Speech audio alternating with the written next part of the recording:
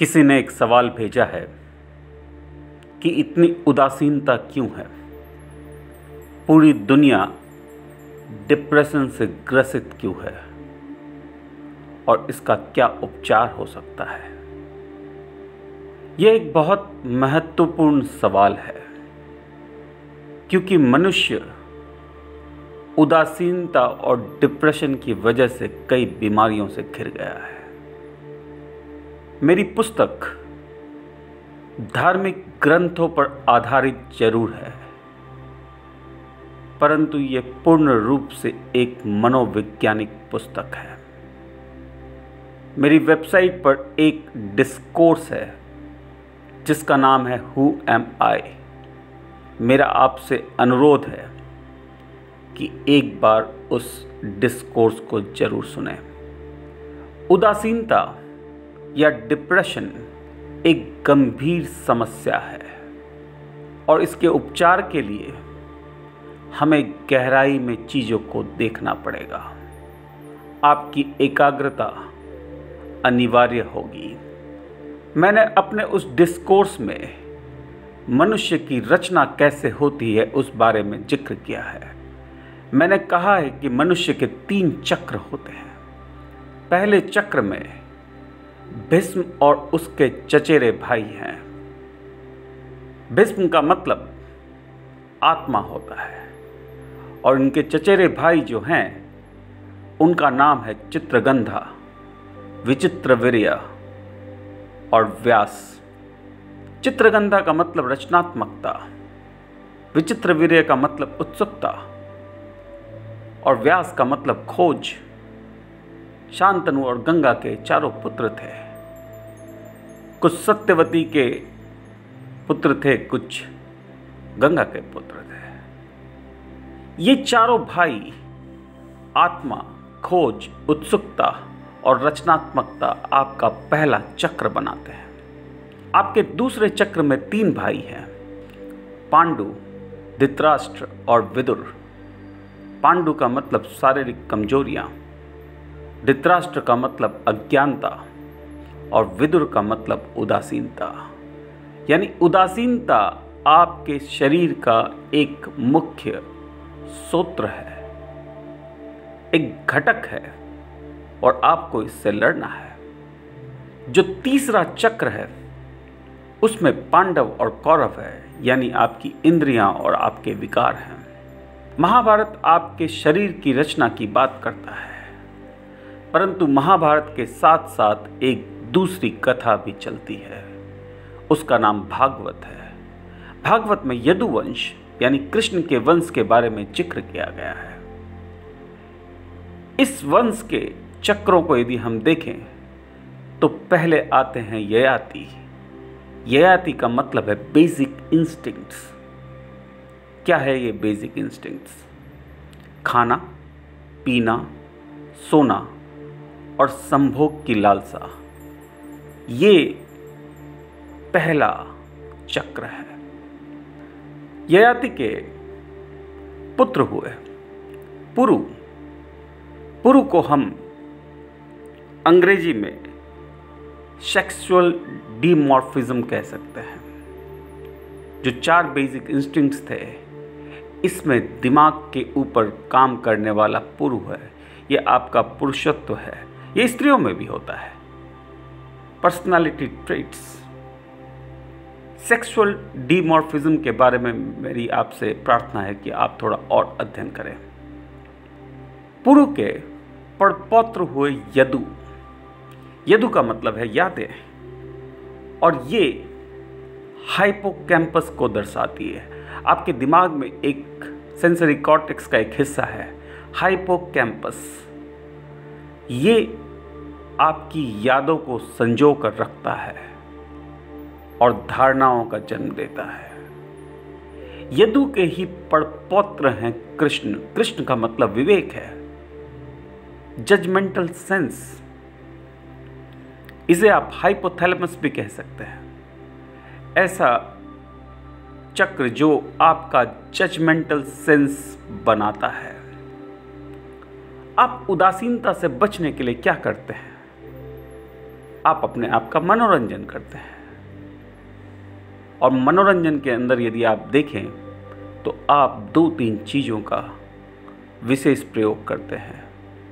मनोरंजन की सामग्री में खोज होती है, मनोरंजन की सामग्री में उत्सुकता होती है, मनोरंजन की सामग्री में रचनात्मकता होती है, और आप अपने विदुर को दबाने के लिए इन तीनों चीज़ों का प्रयोग करते हैं। परंतु ये क्षणिक होती है। जैसे ही स्तोत्र खत्म होता है, उदासीनता आपको फिर से घेर लेती है। आपको उदासीनता को दूर करने के लिए, डिप्रेशन को दूर करने के लिए चीज़ों को गहराई से और मनोवैज्ञानिक तरीके से समझना पड़ेगा। आपको समझना पड़ेगा कि आपका जजमेंटल सेंस, आपका विवेक आज की तारीख में क्या कर रहा है। पुराने ज़माने में हाइपोथैलेमस सिर्फ 2 कार्य करता था, फाइट या फ्लाइट, लड़ो या भाग जाओ। जब हम जंगलों में रहते थे तब ये काम की वस्तु थी। परंतु आधुनिक समाज में कई ऐसी चीज़ें हैं जिससे आप फ्लाइट नहीं कर सकते और फाइट करने में असक्षम हैं। आपकी निरंतर हार इन भयों के सामने आपको डिप्रेशन में डाल रही है। आपने बैंक से लोन ले रखे हैं, अगले 15 सालों तक आप उधार में और कर्ज में रहने वाले हैं, भाग सकते नहीं और लड़ने की क्षमता कम होती जा रही है। तो ये फ्लाइट और फाइट मोड अब कोई कारगर नहीं रहा, क्योंकि आपको खड़े रहकर इसे सहना है, और यही कारण है कि डिप्रेशन होता है। हाइपोथैलेमस एक एड्रेनल रश क्रिएट करता है। नियोप्रीन नाम का एक हार्मोन है जो क्रिएट होता है जैसे ही आपके सामने भय आता है। ये आपके हृदय में और दिमाग में खून का प्रवाह बढ़ा देता है। आप एक अलर्ट मोड पर रहते हैं, और निरंतर जब आप अलर्ट मोड पर रहते हैं तब ये बीमारियों का कारण बन सकता है। आपकी पत्नी से झगड़ा है, छोड़ नहीं सकते, रखते वक्त भी दिक्कत है, न फ्लाइट है न फाइट है। यही डिप्रेशन का कारण है। आप ऐसे देश में रहते हैं जिसके पड़ोसी ही खराब हैं, न फाइट कर सकते हैं न फ्लाइट कर सकते हैं। यही डिप्रेशन का कारण है। ये फ्लाइट और फाइट मोड जब तक कारगर था तब तक डिप्रेशन नहीं होता था। क्या तो आप शेर को मार देते थे या शेर से भाग जाते थे। पर आधुनिक जीवन में फ्लाइट और फाइट, ये 2 मोड उपलब्ध नहीं है। तो इसका उपचार क्या है? इसका उपचार है गहराई से चीजों को देखना। इसका उपचार है कि किस तरीके से बेसिक इंस्टिंक्ट्स यानी ययति को कृष्ण में परिवर्तित करना। ययति डॉग है और कृष्ण गॉड है। ये ट्रांसफॉर्मेशन ही आपको उदासीनता से दूर ले जाएगी। आप मनोरंजन अपना कर सकते हैं, परंतु वो क्षणिक होगा। आप व्यसन कर सकते हैं और अपने हाइपोथैलेमस को शांत कर सकते हैं। आप आंखें बंद कर सकते हैं, परंतु भय के कारण दूर नहीं कर सकते। और इसी कारण से एक निरंतर हार को देखते देखते आपकी उदासीनता डिप्रेशन में परिवर्तित हो रही है। ये ऐसी बीमारी है जो पहले कुछ पड़ाव तक तो दिखाई भी नहीं देती, परंतु बहुत ही गंभीर बीमारी है और इसका इलाज मनोविज्ञान में ही है। इसका इलाज दवाइयों में नहीं है। तो आपको अपने 2 व्यास पूरी तरीके से देखने हैं। पहला व्यास, पहला चक्र मंडल जो भी आप कहें, वो है आपकी भौतिक रचना, जिसमें पहले चक्र में भीष्म, चित्रगंधा, विचित्रवीर्य और व्यास हैं। दूसरे चक्र में पांडु, धृतराष्ट्र और विदुर हैं और तीसरे चक्र में पांडव और कौरव हैं। वहीं दूसरी तरफ ययति हैं, ययति के पुत्र पुरु हैं, पुरु के पड़पौत्र यदु हैं और यदु के पड़पौत्र कृष्ण हैं। इन दोनों चक्रों को जब तक आप वैज्ञानिक तरीके से नहीं समझेंगे तब तक स्थायी रूप से आप डिप्रेशन का सामना नहीं कर सकते। तो कैसे हमें कृष्ण को बड़ा करना है, कैसे अपने विवेक को बड़ा करना है? मेरी एक दूसरी डिस्कोर्स जिसमें मैंने कृष्ण की 8 पत्नियों का जिक्र किया है, मेरा अनुरोध है कि आप उसे भी जरूर देखें। कृष्ण समझ के पढ़े हैं और जब तक आप कृष्ण को सही तरीके से समझेंगे नहीं तब तक हो सकता है आप कृष्ण को पौंड्रिक मान लें। कृष्ण एक अकेले ऐसे देवता हैं जिनका एक डुप्लीकेट गॉड है, एक बहरूपिया भी है, उसका नाम है पौंड्रिक। यदि आप कृष्ण को तरीके से नहीं समझते हैं तो बहुत बड़ी संभावना है कि आज तक आप पौंड्रिक की पूजा करते आए हों। ये दोनों व्यासों का कैसे एक दूसरे के साथ संपर्क होता है, कैसे एक दूसरे के ऊपर ये निर्भीत है, यही पूरी कथा महाभारत और भागवत की है। ये विस्तृत कथा है, बहुत बड़ी कथा है। मनोविज्ञान एक बहुत बड़ा क्षेत्र है, परंतु ये दोनों कथाएं मनोवैज्ञानिक चीज़ों को सरल बनाती है।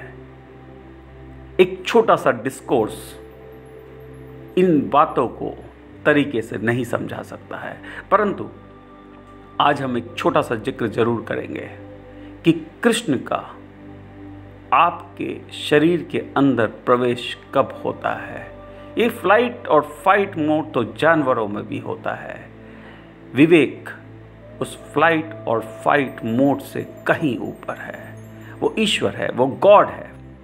और आपकी उदासीनता और डिप्रेशन तभी दूर हो सकती है जब आप अपने बेसिक इंस्टिंक्ट्स यानी ययति को कृष्ण बना दें, डॉग को गॉड बना दें। तो पहला जो चरण है जिससे कृष्ण आपके जीवन में प्रवेश करेंगे वो है लक्षाग्रह। लक्षाग्रह में पांडवों को जलाया जाने वाला था, परंतु पांडव बच गए और विदुर ने ही उन्हें बचाया था। पांडव बच गए और निषाद परिवार जल गया। यानी आपको आपकी इंद्रियों को स्वच्छ करना बहुत जरूरी है। आप जैसे ही अपनी इंद्रियों को स्वच्छ करना शुरू करते हैं, आपकी इंद्रियां सही डेटा आपके सेंसरी कॉर्टेक्स तक पहुंचाती है। स्वच्छता सिर्फ शरीर की नहीं होती। मोहम्मद साहब ने अपने परिवार की स्वच्छता की बात की है। उनके जो आखिरी सूरा में उन्होंने जिक्र किया है कि मेरे परिवार को स्वच्छ रखना, और परिवार में 5 लोग बताए। ये 5 इंद्रियां थी। डेविड के 5 पत्थर, 5 पांडव, बुद्ध के 5 शिष्य, ये सब 5 इंद्रियां हैं। इन इंद्रियों को आपको स्वच्छ करना होगा। जो मनोरंजन आप देख रहे हैं वो मनोरंजन इंद्रियों को कितना स्वच्छ कर रहा है ये आपको देखना होगा।